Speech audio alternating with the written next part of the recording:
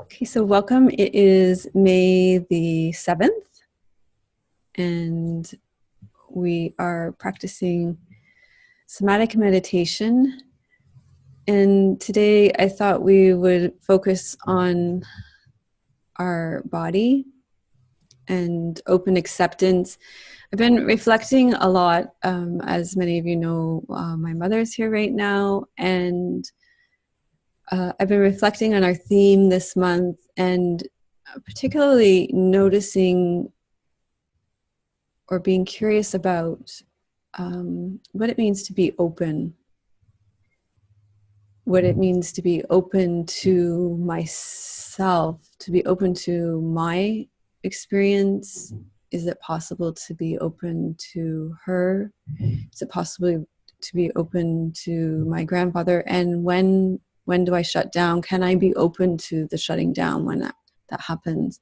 And one of the most beautiful things that a teacher said to me once, this was when I was doing the Sutrayana studies with Dharma Ocean. I was having a terrible time with migraines in that course, and I was really beating myself up for the way my body would just shut down. Like literally, those of you who have experienced migraines, it really, the body, at least in my experience, just shuts down. And I was experiencing that as a failure of not being able to be open. A lot in that course, we were talking about being open to our experience. Then I was given the name Welcomes Without Exception. But she really taught me that, that I could be open to the shutting down. Just, noticing that I was shutting down was part of being open as well. So also noticing, just being curious about the points when I shut down, like what's happening then. That's also a very interesting point to be aware of as well. Actually, more interesting than noticing when I'm open, because those are the clues of where the tension is the most, right? Where the like those are the points. Like if you're practicing yin yoga, like when am I coming out? That's the really curious thing. Why now? What was the edge there that really got me? And those have been really informative, really informative. So maybe let's just center and ground, and then we'll take a look at the talk that I have for today. Let's feel our connection to the earth.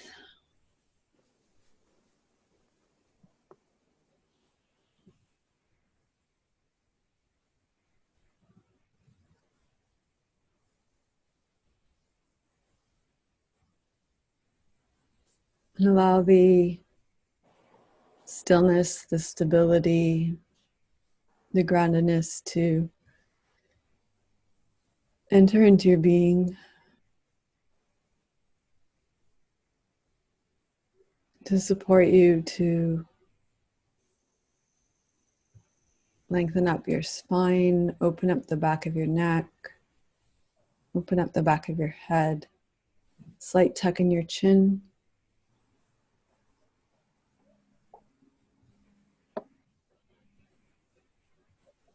Unhinge your jaw, tongue floats, elbows dangle.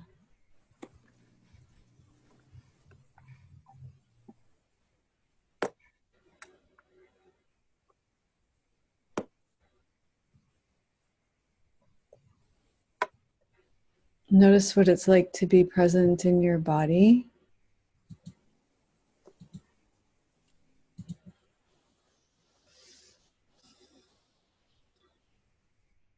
Feeling your breath coming into your belly.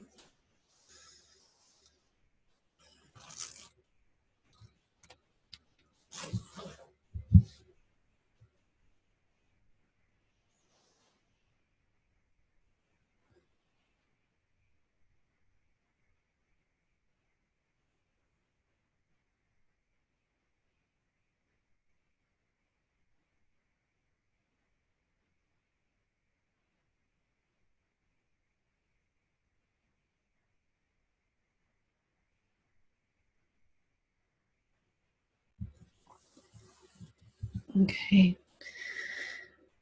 And then let's listen to the phrases of our mantra and notice how they land for you today. So, remembering that I am intrinsically good without exception and that I've been given this precious opportunity of my unique life, I find ways to engage in my daily practice in everyday life. When I open to the vastness, stillness, silence, peace, and stability of the earth, that vastness, stillness, silence, peace, and stability opens into my body and being. Remembering that my heart is open, tender, and responsive, I enter into my relationships as part of my daily practice in my everyday life. And I honor the ancestors of the land, and each one of you can honor the ancestors of your land. For me, it's the Songhees and Esquimalt nations of the Coast Salish people. I bow to the lineage of teachers from the many traditions that light our way. And I give thanks to the gift of Qi and life force energy that animates our practice today.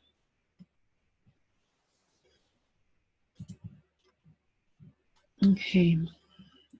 So, as I was saying, I've been reflecting on our theme for this month, which is open acceptance, and our body as our tool for open acceptance, like my body being the barometer for it, that it's our body that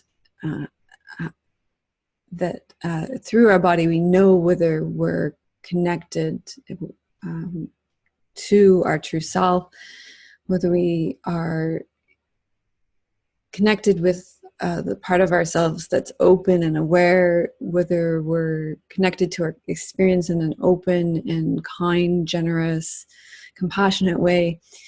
And over the last few months, we've explored the ways that we get pulled up and out of that experience. And we've talked a lot about how our online interactions can disembody us, but there's a lot of things in our daily experience that can pull us in different directions. And they can be simple and they can be complex. There are many forces of disembodiment in our culture, and many of them are quite seductive. And like we've been talking about here, and this was actually what has been on my mind in terms of putting this talk together. Many of them go a long way back, not just the way we were reared in our own families of origin, but those patterns go back through the generations. You know, they are learned over generations. And when we get into those systems again, they can pull us up and out of our embodied experience into learned patterns, into learned cultural patterns, right? Because our parents, their job is to socialize us, and they're doing that the best that they can. And this happens within a larger culture too. So a lot of us, like Maria, goes to work every day, and that is a very disembodying experience every day, I imagine, as well, right? Where she is responding to somebody else, and that in that place she's being asked to move at a pace that probably goes very much at in a way that is contrary to a pace that she would keep if she was completely listening to her own body throughout the day. So there are a lot of things that pull us up and out of our experience, our embodied experience, and pull us up and out of following that guidance and wisdom of our bodies. And in this way, our disembodiment is quite extreme in our culture. And we, you know, the social media example is quite pervasive, because there are so many ways we filter our experience in social media.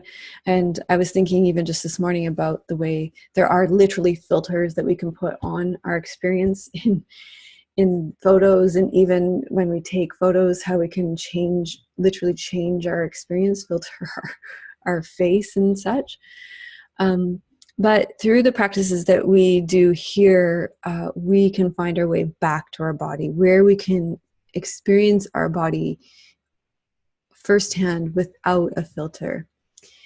And this capacity to know ourselves in this way has been part of our human experience since the beginning of time.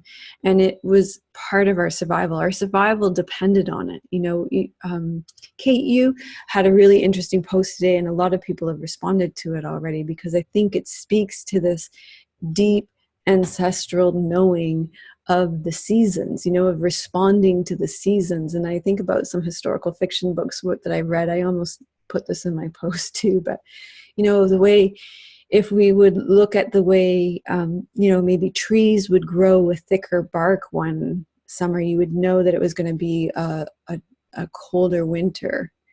Or if you know, we're such a visual culture now, but it wasn't always that way. You know, our hunting probably used to rely a lot more on us having a better sense of hearing, so we could hear movement in the forest, because if we didn't, we wouldn't be able to eat. You know, so our senses would have been a lot different. We would have been tuned into our bodies a lot differently, and yeah, we would have followed the rhythms of nature and the internal circadian rhythms of our body a lot differently. And we used to rely on that for survival.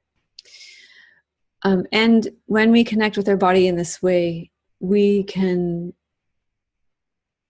start to open to our body, we start to accept what's happening in our lives, and we start to gain greater clarity on what's happening in our lives. And we spoke a lot about this before we pressed the record button today.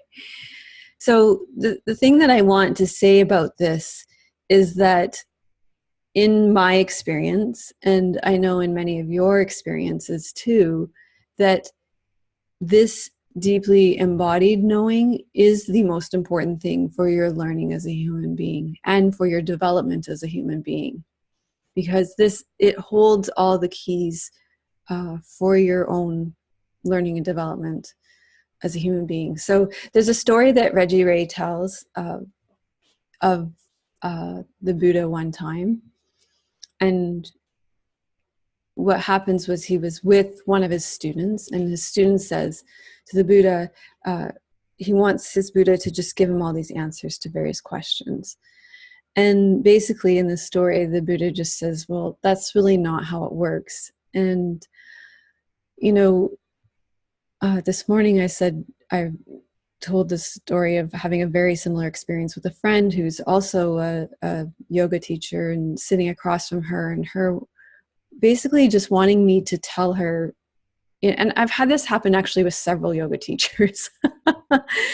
Basically, you know, they'll want me to photocopy a teacher's manual, or just tell them everything I learned in a teacher training, or tell them everything that I know about sitting in meditation, right? They just want me to give them the goodies.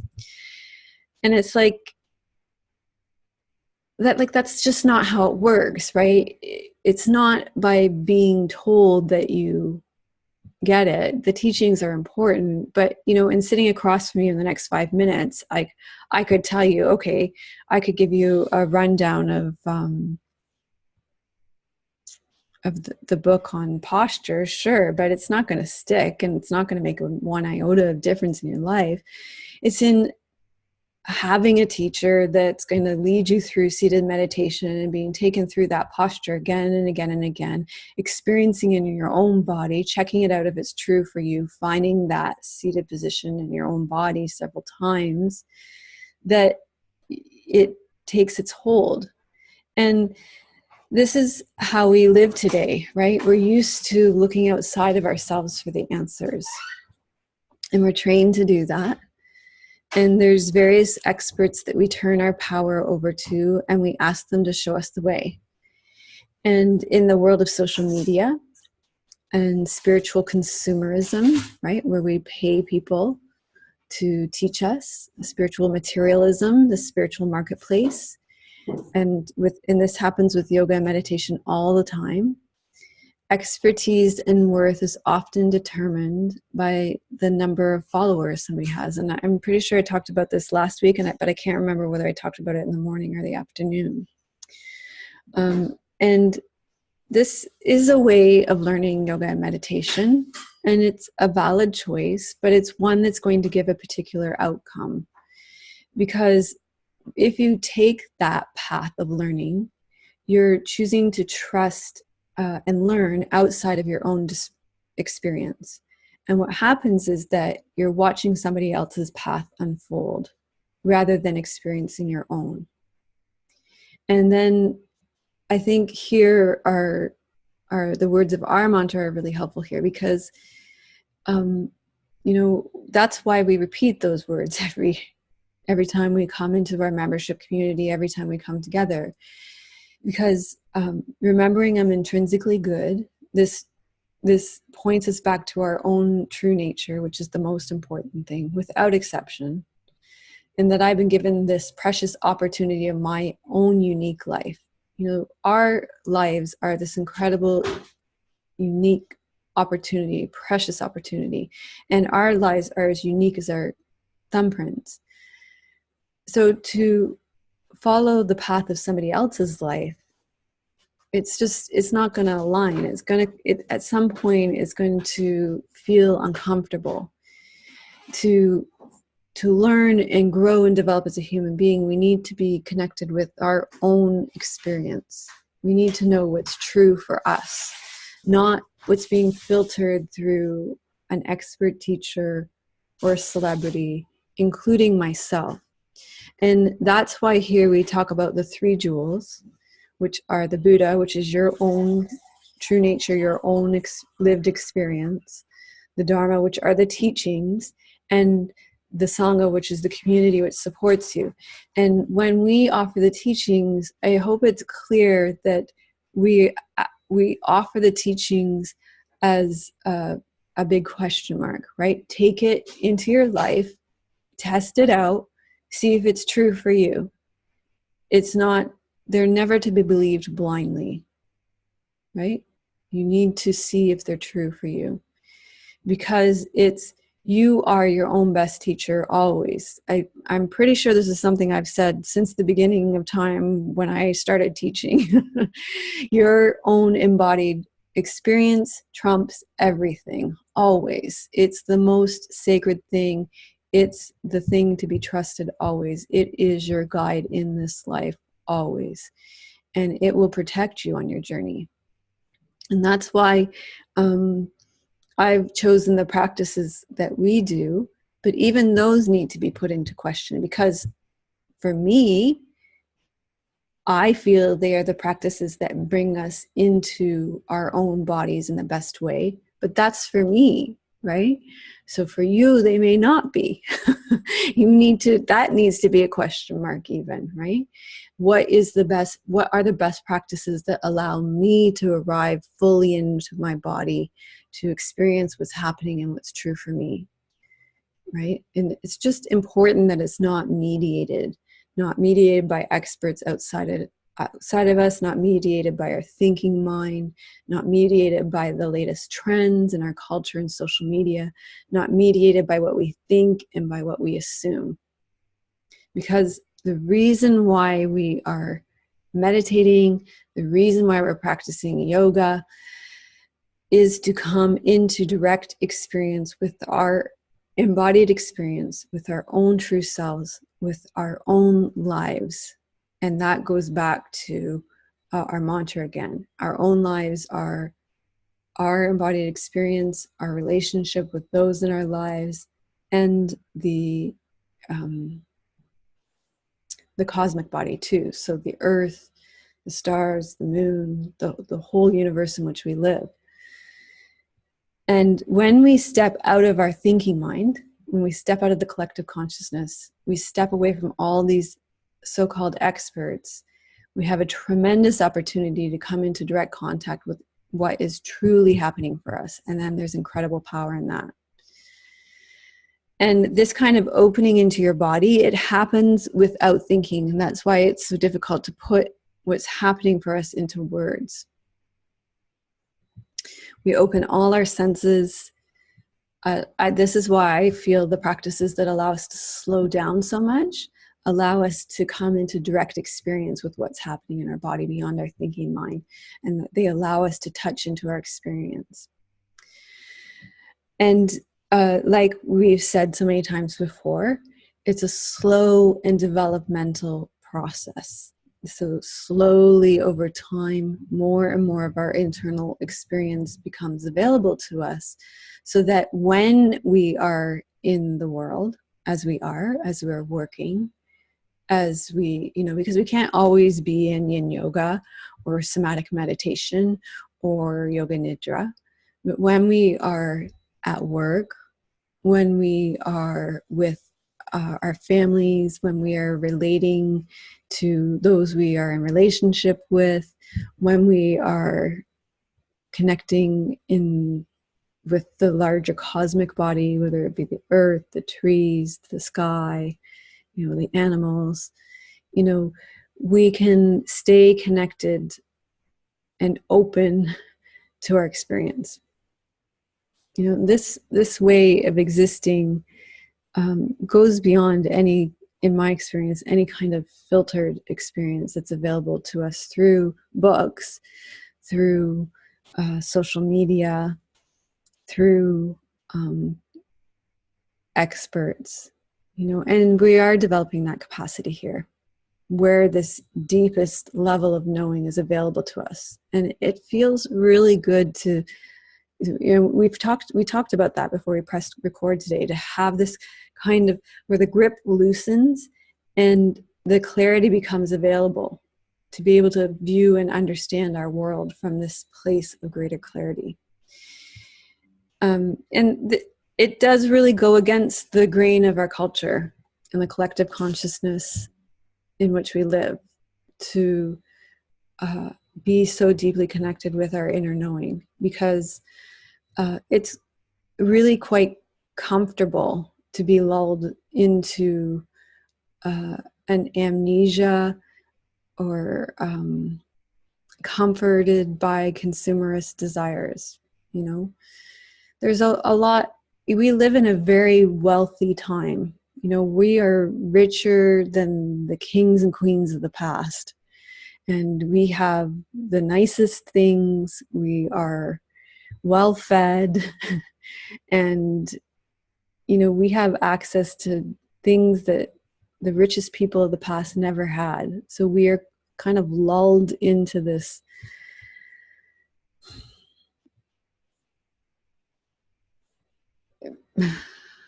we're lulled into complacency in a lot of ways.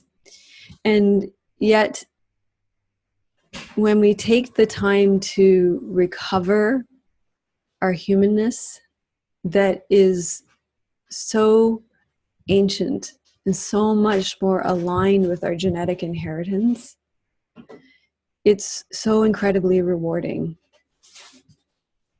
And it's a real challenge, I think, in our culture to do this, to open back into and accept ourselves and come into our experience. Because it does go against the grain of what it means to be a human being in the 21st century. Because there's so much that disconnects us, that denies our own humanity and reinforces our own disconnection. But in my experience, and I think in many of your experiences as well, the vastness of our inner world, the wisdom that's available to us deep within, is so much greater than what's being offered on the surface level of existence in the collective culture. So I said I was going to try and relate that more to what we were talking about before, but I think the talk is important. So I just kind of let it go as was. So I will unmute you and you can respond and introduce yourselves, and then we will meditate as well. Nice to see you, Ivy. Thank you. Been a rough day. Busy.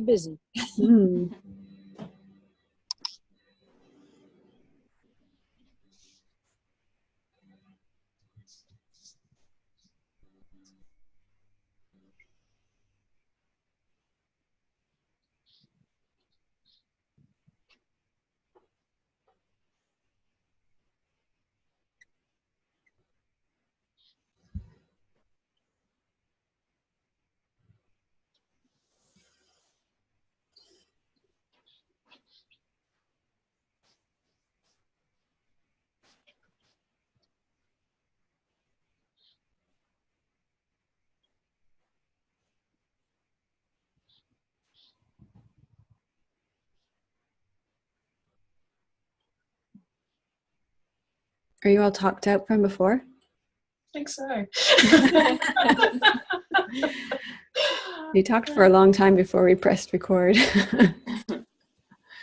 Your talk like hit so many little things with me. I'm like, I feel like my brain is just spinning. I have so much in there. I don't know how to to put it out. I feel like it relates a lot to what we were talking about too. Yeah. And I say this every week. Every talk each week always like hits me. I mean, it just makes me think like I am supposed to be here. Oh God, Louie, come on. So, but the main thing I think that hit me the hardest with your talk that related to my life is you were talking about the inner world, and we're constantly looking, outwardly. And it started making me think about the yoga training, the teacher training that I'm going through right now, and meeting each week and going with the teachers through that. And it all has importance, and learning all of that stuff for sure, Mm-hmm. But it's like also in that sense that we are constantly looking outward to the guru, to the masters, the people that are supposed to teach us all of this stuff. And something this week that I posted about it, I think maybe Friday, a little bit, that came up for me. With the teacher training, we have to get like these hours in, like taking so many extra classes. And so I've been doing a lot of like vinyasa style classes because I don't really like those, and I need to learn how to do that, I guess. And when I finished this class on Friday, I just had this overwhelming feeling of worry, like, is this what's going to be expected to me once I become a teacher, that I'm going to have to teach classes like this that I hate, because I think in our culture, a lot of people, when they come to yoga, is a lot different than how we practice here, and what you were talking about, sensing inward into our internal bodies. And I think a lot of our culture is more, in my experience, into the physical body and the physical of yoga. And that's not what I seek to gain when I come to my mat. That's actually kind of like on the bottom of my list. I want to seek mental clarity. I want to connect with myself, yada, yada, and then the physical stuff. And so it was just kind of like a sense of worry, I guess. And I don't know, I have so much like going in my brain right now. I feel like I'm not articulating it very well, but more or less, that's kind of what clicked with me. It's funny because it's kind of what came out of the talk this morning as well, which is, and kind of in a different way, which is which is what the talk is about, right? Which is an important need to listen to our own bodies, right? And one of the things and to trust our own bodies. And our bodies will tell us, speed up, slow down, I need to move, I need to rest, I am feeling mentally overstimulated, I want to be more connected spiritually, right? And I think we can trust all of that. Yeah. Right? Or I feel led in this life to teach in this way, right? So I do feel very led to teach slow practices, yin, restorative, yoga nidra, right? And I trust that all of you will get exercise elsewhere. Right? You'll ride your bikes, you'll go for runs, you'll hike, whatever, go for walks. It's not that, like, I am not anti-exercise. Or you'll do yoga classes that you'll get your exercise. But it's just that is not what I want to bring to a yoga practice, right? So just on that note, and I exercise too, but not really on my yoga mat, right? In fact, yeah, not, in fact, I don't actually do a lot of yoga, hardly at all. I do more, my time on the mat is more meditation. That's what I do on my mat generally. So, yeah, and we can trust that, what those messages that come from our body. I like how you put that. Yeah, I think these practices too in my life have really helped me tune into that, and like listening to my body, especially like my mental body. Like this morning I was running around, I was very busy, I had lots to do, and then 1 o'clock, I had brain fog and I was starting to get a little bit of a headache, and I was like, I need to go and rest. And before starting yoga, before doing these meditation classes, I would have just vegged out and watched TV. But no, I need to close my eyes and I need to rest, because watching TV isn't resting my brain, Mm-hmm. So I think that's great. And one other thing I want to mention, you're talking about slow yoga practices and things. When I went to that class, what I noticed is that for my body doing that type of vinyasa, sun salutation, I didn't connect with my body. Yes, my brain was focused on just doing the poses. It was a very difficult class. I was very focused on just doing the poses. I wasn't thinking about the rest of my day or anything like that. But I didn't feel like I could connect internally, even though we had a long shavasana at the end, 15 minutes. It wasn't enough to bring my brain back down. I was still real. When I got home, usually when I finish a yoga class, one of your classes, I feel mentally refreshed. I'm ready to go and tackle the day. I feel great. After that class, I came home and laid on the couch. So it was a very different experience. Right. And so you need to trust that experience for you. Yeah. And for other people, they'll say that really brings them into their body and allows them to stop thinking and allows them to really, and really allows them to feel refreshed. And so we need to, and that's that unique and precious unique life, right? We need to trust our own experiences and know that all of our experiences aren't going to be the same. And on a practical note, right, even trust our own journeys too. That you do not need to be. We don't need everybody to become a vinyasa teacher, right? Some teachers can teach this way and some teachers can teach that way. But I will say that it does take, actually, it's like, I don't know, actually don't know what it's like being a caboose, but it's like, I feel it's like being a caboose, being the yoga teacher at the back of the train going while the rest of the train is going full speed ahead and I'm going okay, maybe we should all just slow down a bit. So it's like when you're going against the grain of what everybody else is doing, it takes its own energy, which is what we were saying in the talk too. Yeah.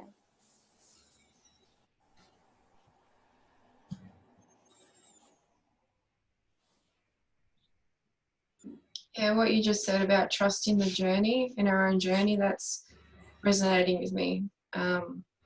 Because just lately I've been sort of questioning my own practice and sort of thinking to myself, have I stagnated? Am I just being complacent in my practice? Should I be doing other things? Should I be taking courses, this, that, the other?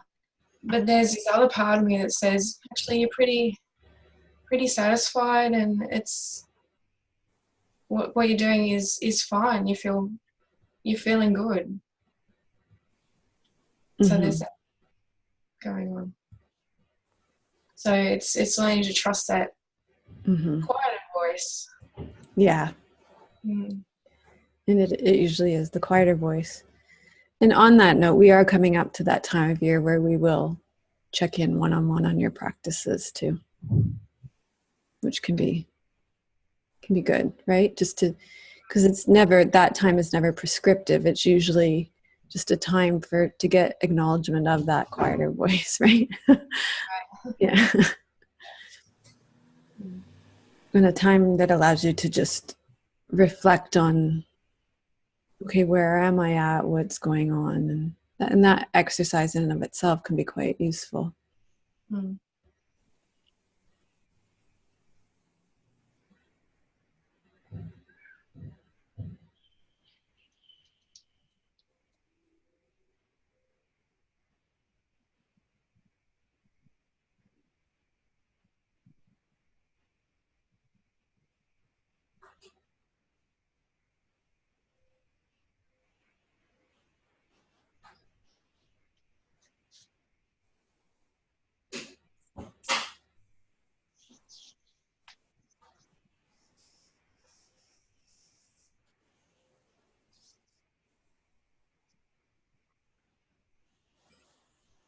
Anything else for now?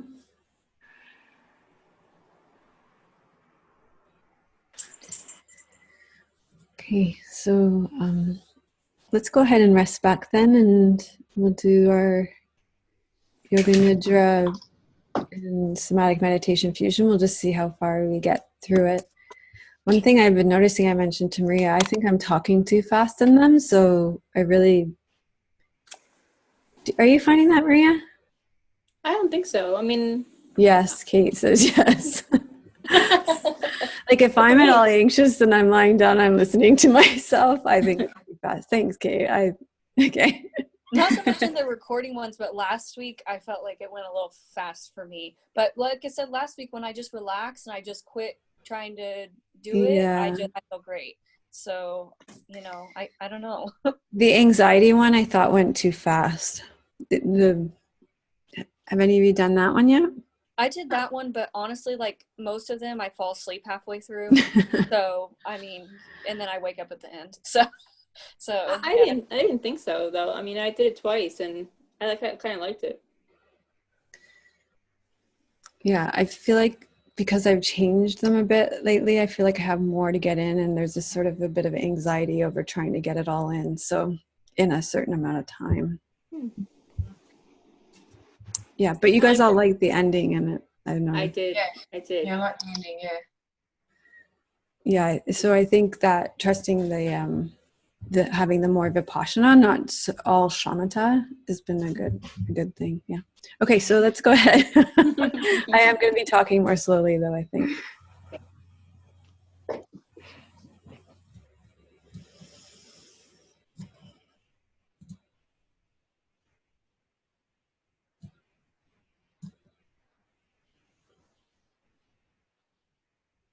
So through these practices, we develop a capacity to experience an inner knowing and a deep connection with our bodies and open acceptance. When we experience our deep connection with our bodies and open acceptance, that grip that we experience in our body, whether through tension or pain or emotional tension or emotional pain, starts to loosen its hold on us. And when this grip of tension and pain loosens its hold, our limited mind also begins to loosen its hold, and we start to experience greater and greater clarity. And we begin to experience our inner being, our true self, the journey of our own unfolding in very deep and profound ways. And this journey begins to unfold and welcomes us to our wholeness. It welcomes us home to our true self, which allows us to experience an expansion and a deepening into our relationships with ourself, others, and those in our world, including all living beings, human beings and all living beings.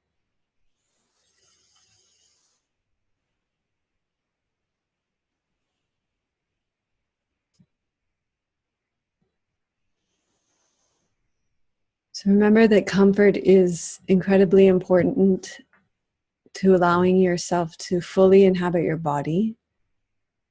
And the more deeply you inhabit your body, the more you'll be able to let go of your thinking mind.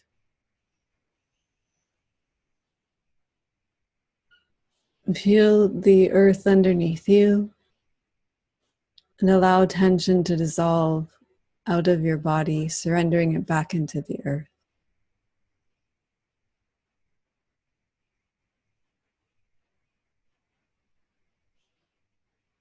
Noticing that when you connect with the earth in this way, there's a gentle unwinding that naturally happens.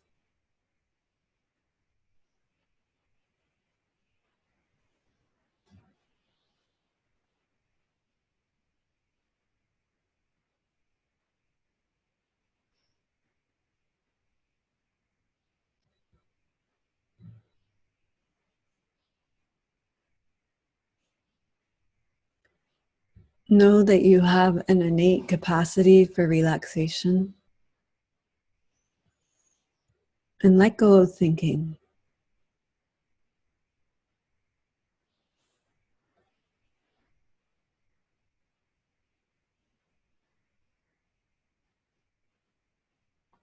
When you take the time to withdraw your focus from the demands of the outside world, like you are right now, with practices like this, new neural pathways are established, your meridians are cleared, and you're developing a deeper connection with your inner self.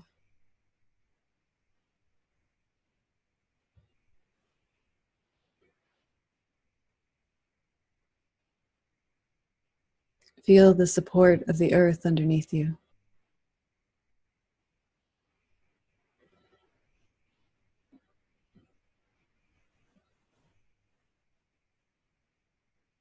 Feel your body letting go more and more into the earth. And feel the points of your body that are connected to the ground.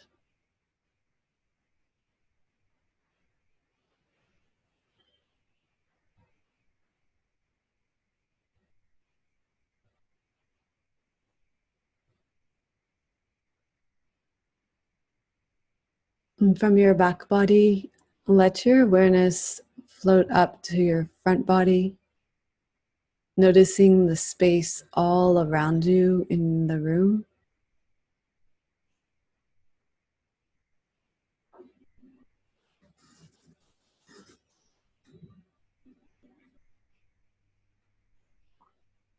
Become aware of the space to the left of your body,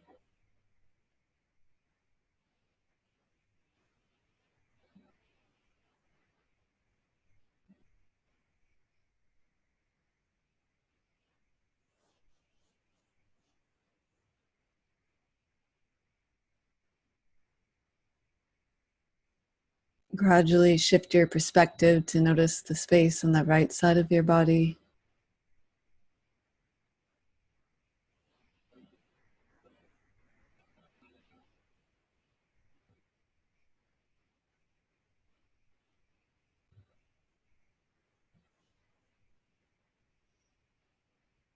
And sense the space in the room all around you.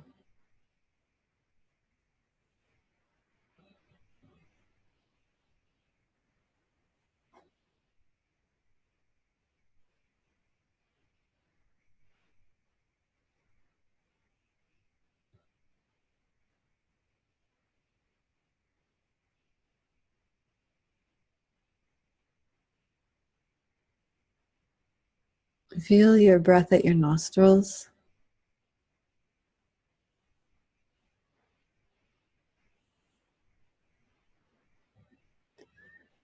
Follow your breath down through your nostrils, down through the nasal passageways.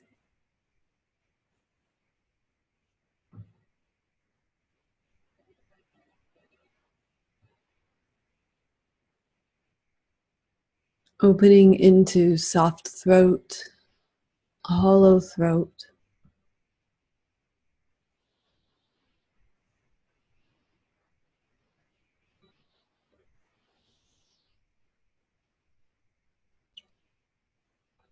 Feel your jaws unhinge.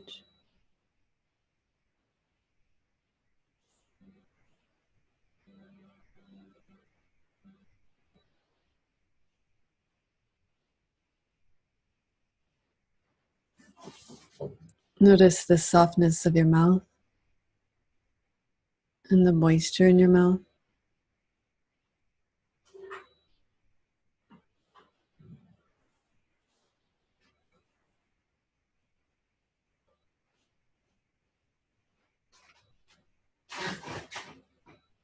And let your cheeks relax.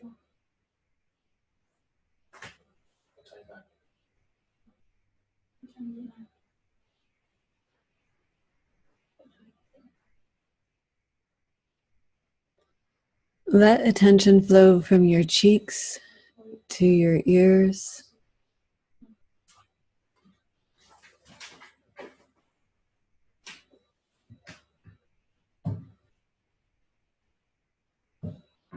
Notice how your ears are picking up sounds far away.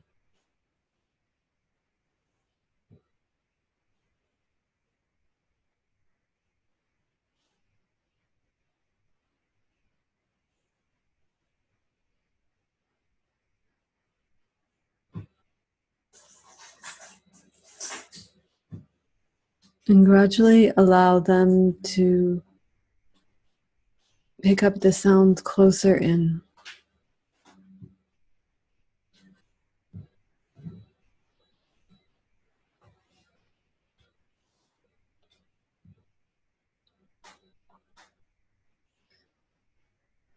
And let your sense of hearing come in and in, dropping inward, following your ear canals into the center of your body. Letting go of all the things you listen to on the outside.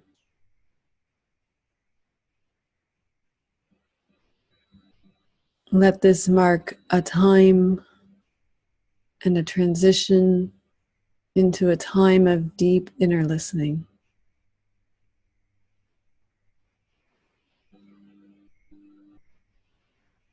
With this transition, you're building a connection to your inner voice, your inner wisdom, and your inner knowledge.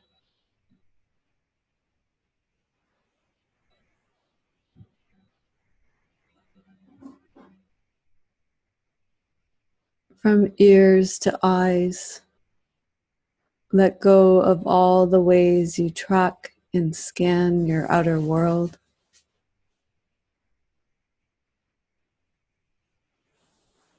Allow your eyeballs to sink back and down. Imagine them dropping downwards towards your heart, marking an inner relaxation of your outer sight.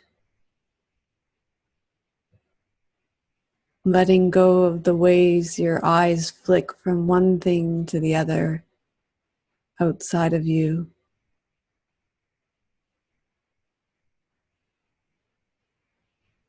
An alchemical transformation to inner sight. Outer sight changes to inner sight or insight. Moving from outer awareness to inner awareness.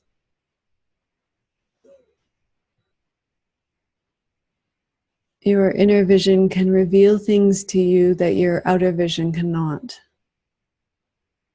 When you spend time in meditation, you will get all the guidance and wisdom you need. You can let go of the mindless chatter, the perpetual scanning, the experts, the celebrities, the book knowledge, all of the noise that takes up so much space and tension in your mind and being. And you can receive the knowledge that comes from looking within through these self-cultivation practices. Allow yourself to drop into the heaven within another heaven. Open the gateways to all wonders. relax into your own being, and know that there is so much more within you than you have been taught to believe.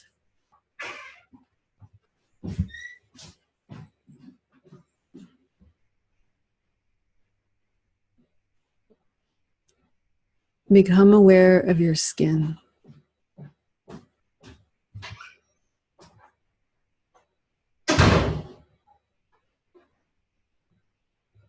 Feel where your clothes touch your skin. Feel the temperature of your skin. Notice the touch of air against skin.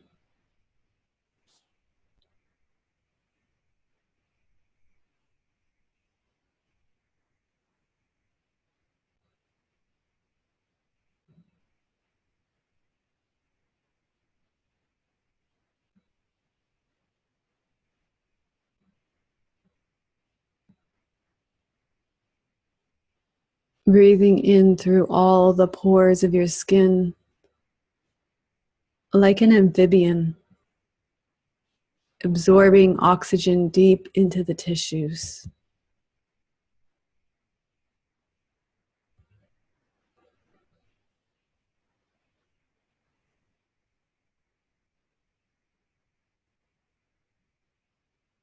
Breathing in through all the pores of your skin, absorbing oxygen deep into the tissues of your cells in a jellyfish-like propulsion.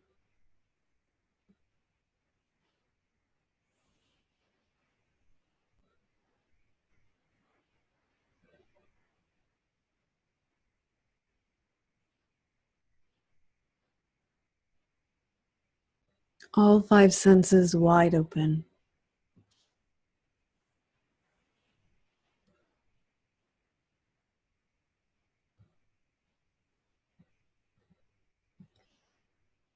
Breathing in through all the pores of your skin. Follow your breath into the center of your body.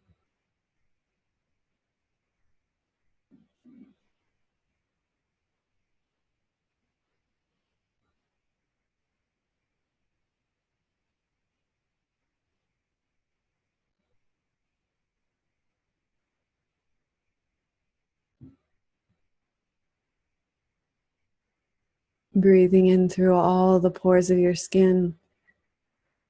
Follow your breath into the center of your body and notice what sensations are revealing themselves.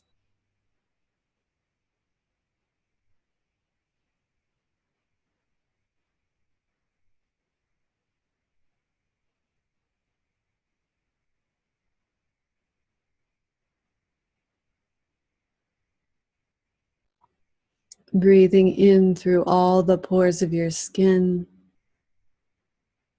Following your breath to the center of your body. Feeling into whatever sensations are present. Noticing the subtle and not so subtle sensations that are revealing themselves.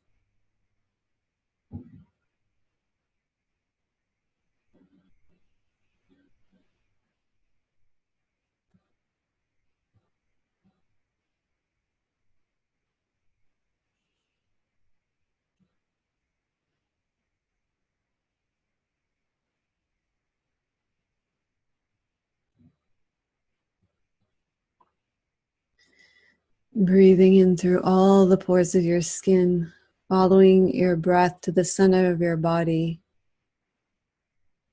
allowing tension and holding and gripping to become apparent.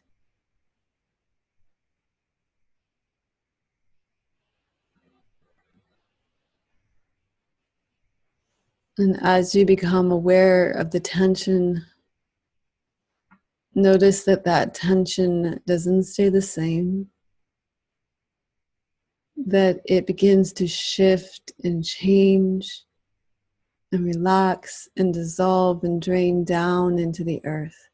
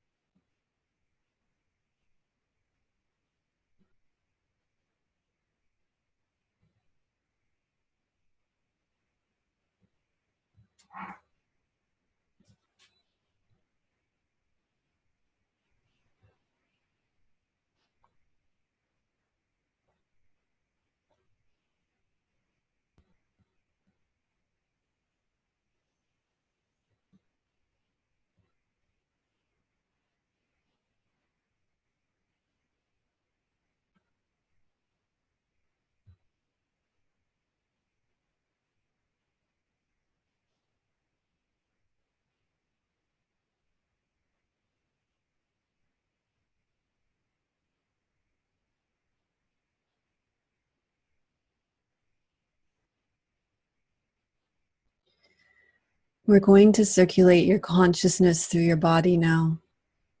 Imagine it like receiving a beautiful acupuncture treatment, where acupuncture needles are skillfully placed along your meridian lines to move qi and blood, regulate yin and yang, moisten your tendons and bones, and benefit your joints.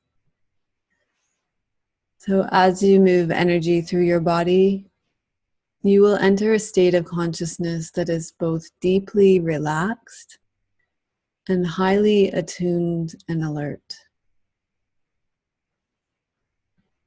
There's no way you can do this wrong. You don't have to try to do it right. Allow my words to wash over you, and don't worry if you miss any of them.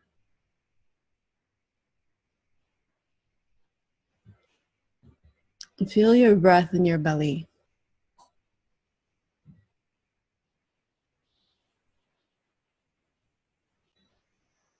Notice your right lung, your right armpit, the inside of your upper arm, your elbow crease, the inside of your lower arm, the bend of your inner right wrist, the tip of your right thumb, tip of your right index finger, back of your right wrist, back of your lower arm, back of your right elbow, back of your upper arm, right collarbone. Breathe into the hollow of your throat.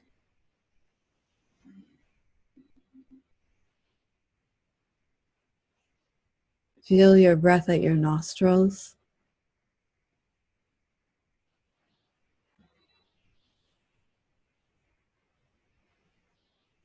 Feel your breath in your belly.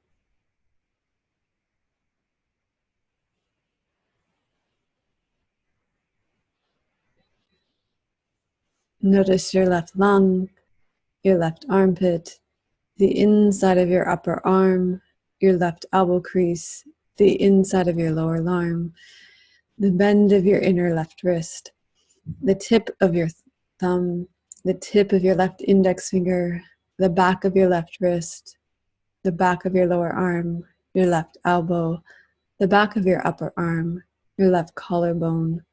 Breathe into the hollow of your throat. Feel your breath at your nostrils.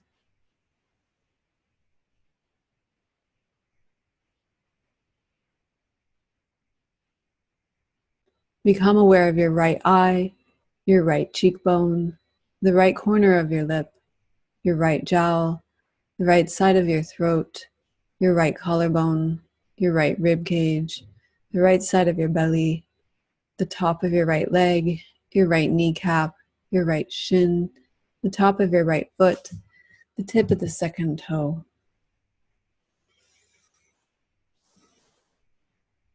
Become aware of your left eye, your left cheekbone, the left corner of the lip, your left jowl, the left side of the throat, left collarbone, left rib cage, left side of the belly, front of the left leg, left kneecap, left shin, top of the left foot, tip of the left second toe. Notice the inside of the big left toe, inside of the left foot, left ankle bone, inner lower leg, inner thigh, left abdomen, left rib cage, and breathe into the hollow of the left armpit.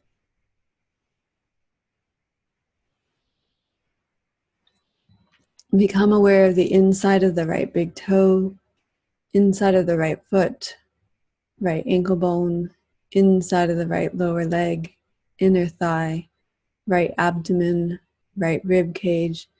Breathe into the hollow of the right armpit.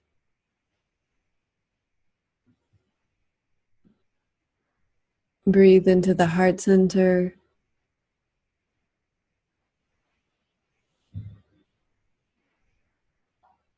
Notice the armpit on the right side, the inside of the upper right arm, the inner bend of the right elbow, the inside of the lower right arm, the inside of the right wrist, and the tip of the little right finger. Notice the back of the little right finger, the back of the right hand, the back of the right wrist, the outside of the lower arm, the back of the right elbow, the back of the upper arm, the back of the right shoulder blade, the back of the neck, the right ear, the right cheek, and rest in the inner corner of the right eye.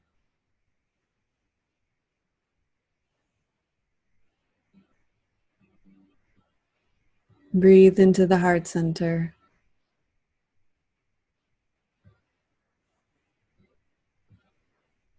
Notice your armpit on the left side, the inside of the upper left arm, inner bend of the left elbow, inside of the lower left arm, inside of the left wrist, tip of the left finger, back of the left little finger, back of the left hand, left wrist, outside of the lower arm, left elbow, back of the left upper arm, left shoulder blade, left side of the neck, left ear, left cheek.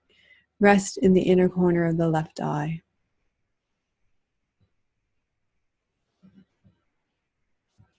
Rest in the inner corner of the right eye. Notice the inside of the right eyebrow, top of the head, back of the head, occipital ridge, spine, sacrum, right sit bone, back of the right upper leg, back of the knee, back of the right lower leg, back of the right ankle, outer ankle bone, outside of the right foot, right pinky toe. Rest in the inner corner of the left eye. Notice the inside of the left eyebrow, the top of the head, back of the head, occipital ridge, spine, sacrum, left sit bone, back of the leg, back of the knee, back of the lower leg, back of the left ankle, outside ankle bone, outside of the left foot, left pinky toe.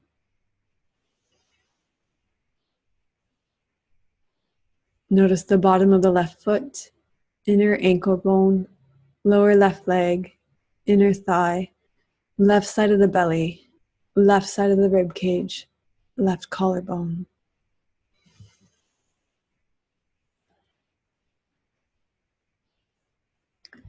Notice the bottom of the right foot, inner right ankle, lower right leg, upper right leg, right side of the belly, right side of the rib cage, and right collarbone.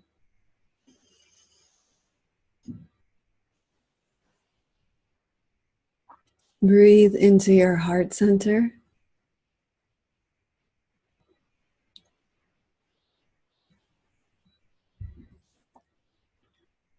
Notice your right armpit, the inside of your upper right arm, the bend of your right elbow, your lower right arm, your inner right wrist, palm of your hand, tip of your right middle finger, tip of your right ring finger, back of your right hand, back of your right wrist, back of your lower arm, right elbow, right upper arm, back of your neck, and space behind your right ear.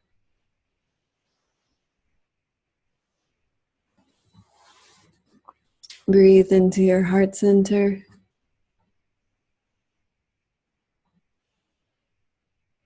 Notice your left armpit, the inside of your upper left arm, the inner bend of your left elbow, the inside of your lower left arm, the inner bend of your left wrist, palm of your hand, tip of your left middle finger, tip of your left ring finger, back of your left hand, back of your left wrist, back of your left lower arm, left elbow, back of your left upper arm, back of your neck, space behind your left ear.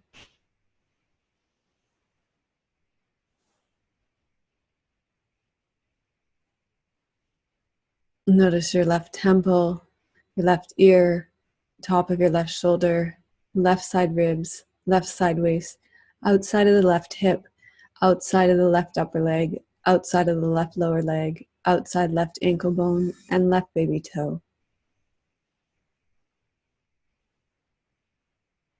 Notice the inside of the big left toe, inside of the left foot, inner left ankle, inner lower leg, inner thigh, pubic bone, left side of the belly, left side of the rib cage.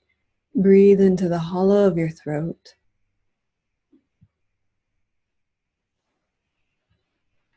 Rest in your left eye.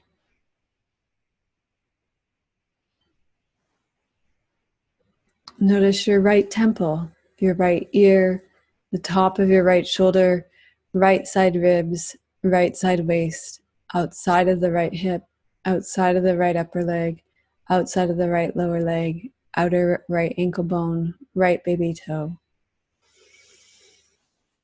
Inside of the big right toe, inside of the right foot, inner lower leg, inner thigh, pubic bone, right side of the belly, right side of the ribs. Breathe into the hollow of your throat.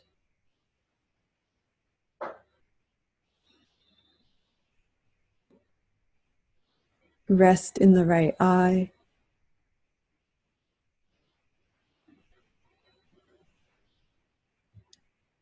And feel your whole body being breathed.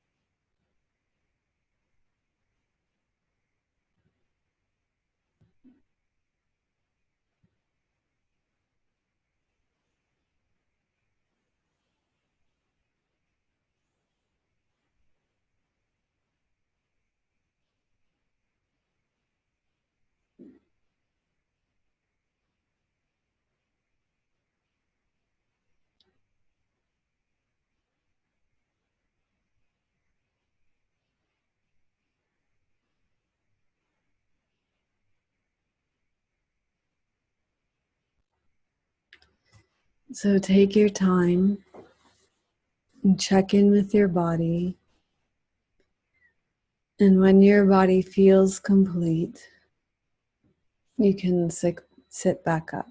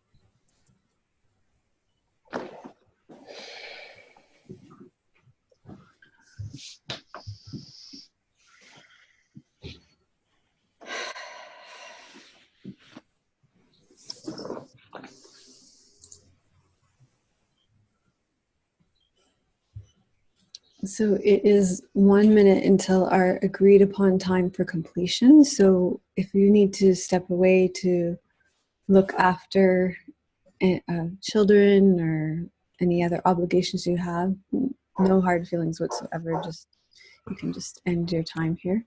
But if you want to check in on your practice, I'm also happy to stay to hear about that as well.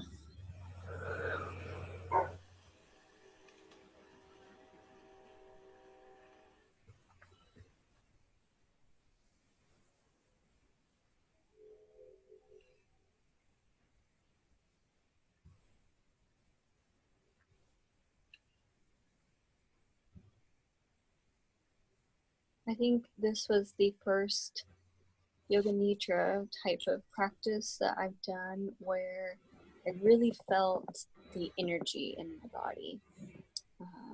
And usually the Yoga Nidra practices, honestly, I fall asleep or I go into like pseudo sleep. You know, I always wake up at the end, but this one I was actually very much alert the whole time. And there was something you said like towards the beginning of the practice, something, I can't remember the exact words, but we have more inside of us than we give ourselves credit for, or that we're thought to believe, something like that. My whole body just lit up. It was just like, pow. But what I have noticed today and recently in my yoga nidra practices is I feel the energy in my palms quite like through the whole practice. In my palms, it'll start to spread up my arms, but I never lose the energetic feeling in my palms, like the whole entire thing, even though other parts of my body will come and go as we circulate the awareness. So it's very interesting. I really liked this practice. And I'd like to know, any of you guys that use the eye pillows, when you take it off, are your eyes like blurry? Because it takes me like 3 minutes. Yes? Okay, Maria. Yeah. Okay, I'm not going blind. Man, that was like so, okay. You guys are starting to come back into focus now, but like I can hardly see when I come out of these. So okay. I think the more relaxed I am, the more unfocused I feel like I am. Okay, good, man.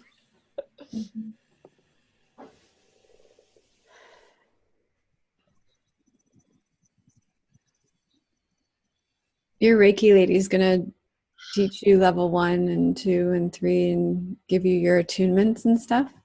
Is she? Well, I'm hoping, like, she just I did just like a session with her where she did Reiki on me, and we're trying to plan a time this summer where she will do a class. We're actually trying to get more interest so that she can have like a small group, and we're going to hold it at the place where I do those free yoga classes. Ellie's Retreat is what it's called. So hopefully this summer, I'm crossing my fingers. I don't know what all it entails, her classes, but it's like it's like a one-time all-day thing is what she does. So I'm looking forward to that whenever it comes. So I'll keep you guys posted, of course. Yeah, just because the way you describe the energy in your hands. Yeah, I told her that because when she did Reiki on me, I felt that too. And I told her that she didn't say a whole lot about it, but I was asking her a lot of questions after the session about her experience and how she got into it and stuff like that. But yeah. There's some really interesting things that people do with combining, like in a restorative class or even in a yin and stuff like restorative and Reiki, or the greatest I heard was yin and pin, where they bring in an acupuncturist. Oh, okay. Yeah. Cool. I think that'd be great. I might have to ask her about that. Like if I taught a class, if she could do some type of like, yeah, that's a good idea. Or if we did like a workshop or something, that'd be cool. So she's real into the chakras, and I need to talk to her. She's been sick. She's got the flu right now. And I really want her to do like a chakra workshop, and then I could do like a chakra balancing yoga class at the end. That would be super cool. That's something that came to my mind after meditation I was doing. I was like, oh my gosh, I need to do this. So definitely the tuning inward is where I find I get my most inspired ideas or inspired action is definitely when you're tuning inward and less from the external. So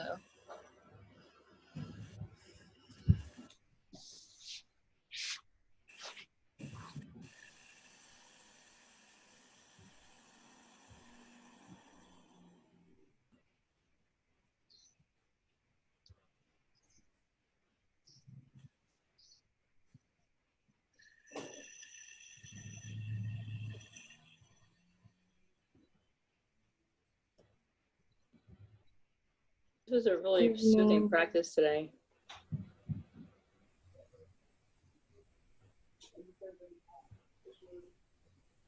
I'm feeling very relaxed today. I really needed that one today. I think I passed out a little bit in some sections of it, but it was just so soothing. I was very present at the end, and it was just, it felt so like everything is in tune in my whole body right now. It's great. Do you get this? Go ahead. I don't know what it is about these, like when you fuse all these different meditations together, it just feels like so healing in my whole body.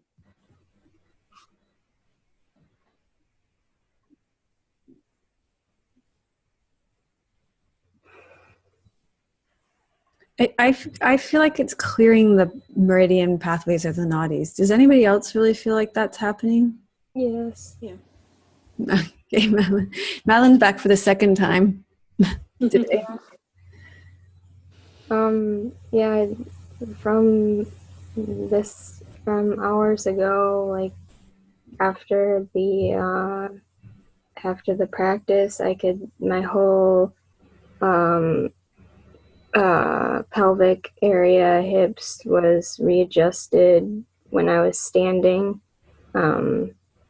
So yeah, I don't know much about the nadis, but from what I could sense in my body, the pathways were readjusted, and yeah.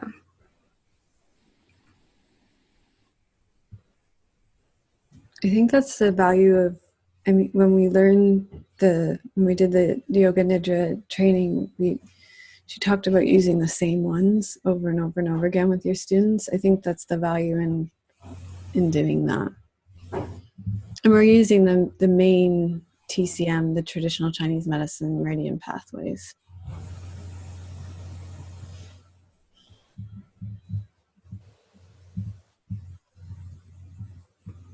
I noticed there was a lot of emotional clearing for me today.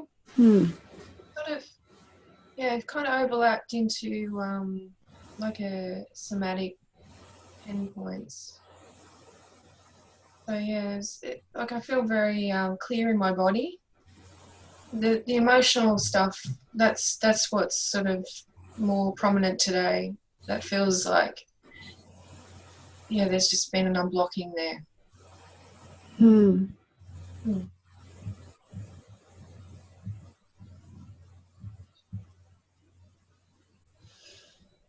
Yeah, that makes sense because of the season, and like you're heading into that season of descent now, right? Yeah. Yeah. Like earlier this morning, like I was actually borderline not going to come today because I was just feeling, I don't know, feeling really emotionally vulnerable, and there's no, well, I'm tempted to get into a whole thing like, well, what's caused this? Am I hormonal? Is it this? Is it that? But it's just like, it just is. So it was a borderline whether I was coming today or not, because I was that raw. I actually had a bit of a cry earlier. So I'm glad I came. I think it shows me that it's like when we talk about you have your set agreed upon time. And I think having that set agreed upon, I'm going to come to practice, that's important for me too. Not to, you know, go along. No. Yeah. And, going back to the talk today too, I think that's the difference between having a teacher showing up for yourself versus having this kind of like, I think, was it our group this last week that talked about the celebrity teachers, the big teachers? No, it was the morning class. So if you have like a big teacher, the big following, you can just hang out and hide in that, right? There's nobody to hold you accountable to that, right? So you can just bypass all those experiences. You have those days that are troubling and stuff, and then you go through those entire periods where you just don't show up. There's no accountability, right? And you bypass all those experiences. Yeah. It sounds like almost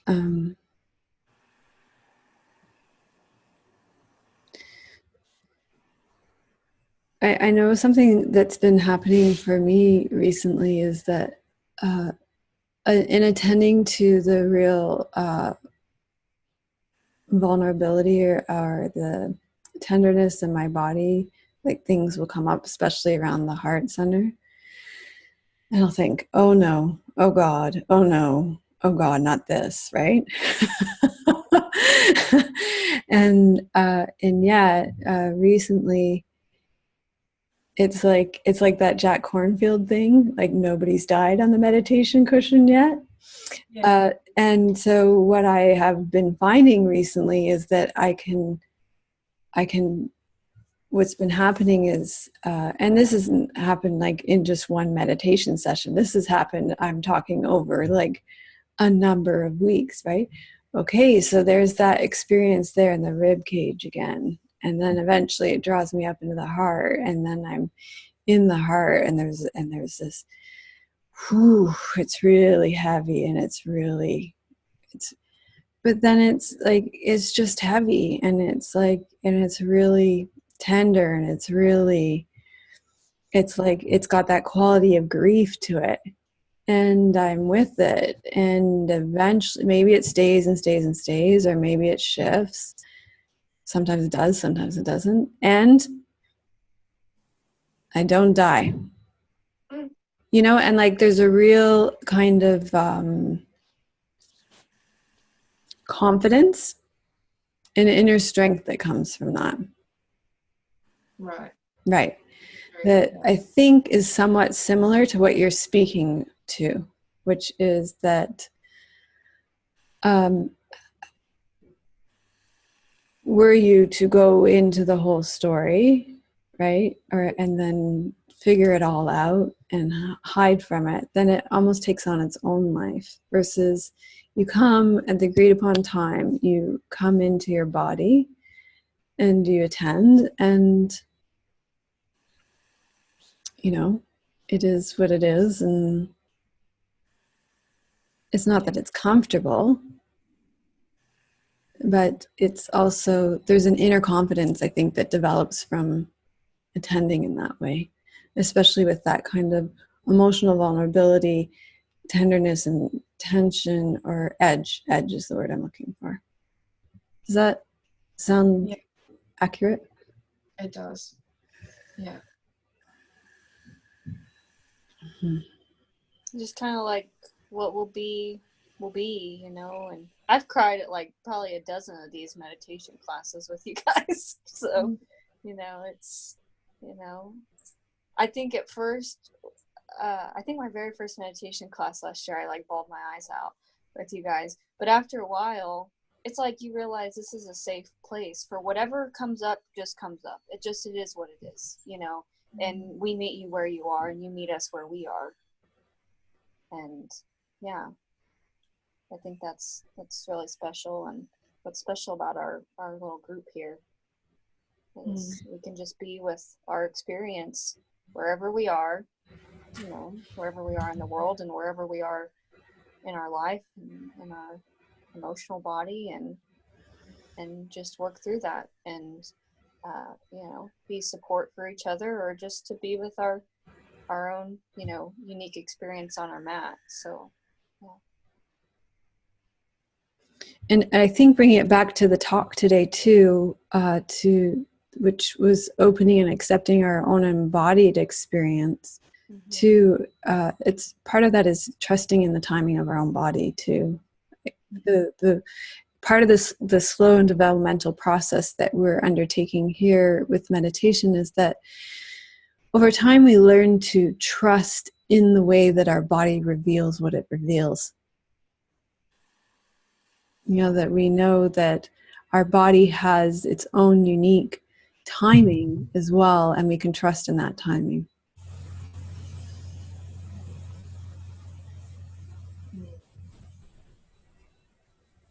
Because the longer we practice, we see that it's the timing has always been okay.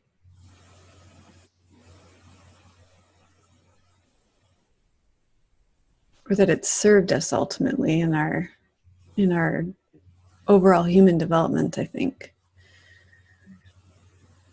Even when it's been extraordinarily painful. A couple months ago, I was listening to this audiobook, and just exactly what you said. It was talking about when we go through something painful, or when we feel something, maybe emotions that are painful or just uncomfortable, down the road, when we look back at that, we say, we can see the bigger purpose. It was for the good. We can see the bigger purpose. He was saying, if we can see the bigger purpose months down the road, then maybe that awareness was there right in the moment. Maybe we could have tapped into that. It's serving us for the good, or it's serving us for whatever in that moment, instead of 6 months down the road. And I just thought that was really powerful, and a little bit similar to what you just said.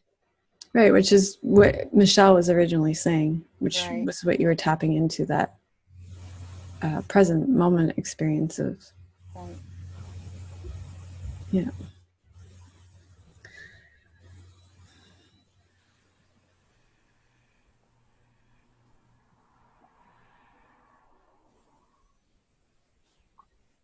And I think if that kind of spaciousness and awareness isn't there consciously in the moment, I think these kinds of practices allow us to have that compassion, just to be with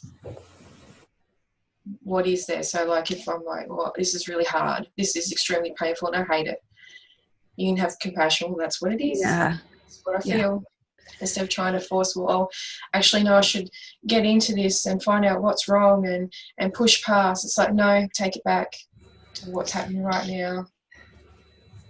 Yeah, because that's not true. Mm.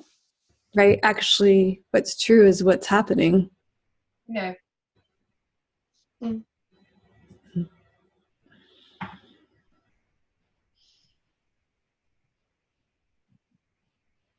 And I think it's more like what's more beautiful is the opening in that step before, like where we think we should be. Mm-hmm. Like that's the aggression, but then there's what's really beautiful is that step before, where there's the awareness of the suffering. That's actually the compassion. That's the moment of compassion, which is so beautiful. Mm. So much more beautiful than if we had done it the way our thinking mind thinks we should have done it, right? Mm. So actually that moment where we think we've not done it right is the moment of opening, right? Because we open to our suffering, which is this incredibly tender moment. Mm. It's the gateway. Yeah, I think. Yeah. Yeah, and that's what I was kind of talking about earlier, like those edge moments, where we notice we depart. Those are actually way more powerful than all those other moments where we're like, oh yeah, I'm so open. Right? Those are actually very egoic moments, right? Where we think, yeah, I'm just riding the wave. I'm so cool. I got it all under control. But those moments like where we notice our edge, our disconnect, our checking out, those are those moments where we're just connecting with our suffering in a very direct way. There's an incredible presence there. I think that's something I've been reflecting on recently. There's a tenderness there. I mean, where would you want to be met?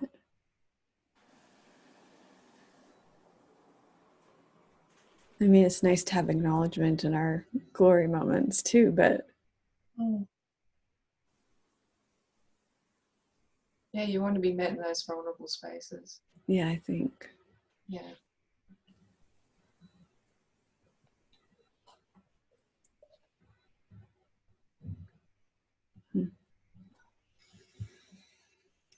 This has been a very beautiful time together today.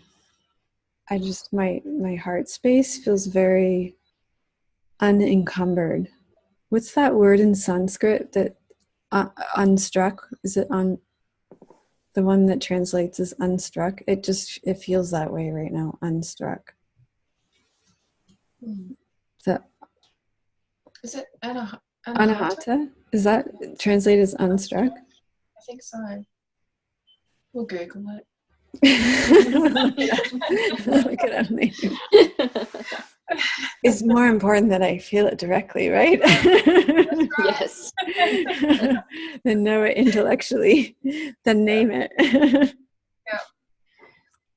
So thank you very much for being here, and yeah, we'll see each other on the forum, and I'm very much looking forward to our time together in live Yin this month too. And I've been thinking about what I'd like to do. I'd really like to put together. I've been thinking, I have 2 ideas for yoga nidras just bubbling away. I want to do another dream one. Yeah. Yeah, I have this. I've been doing this thing before bed where planting a seed for dreams, and I think it'd be really cool in a yoga nidra. But also I've been thinking about the way I've been using yoga nidra and the way many of you have been using yoga nidra is as a nap, right? Yeah. And just having that 20-minute yoga nidra nap that you can use in the afternoon. I want to do a yoga nidra nap for you guys too. So those are things that I'm thinking about too. Yay. Mm-hmm. That's good. Mm-hmm. Yeah. Okay, so have a good rest of your day and evenings, everybody. See you later. Namaste. See you. Namaste. Bye.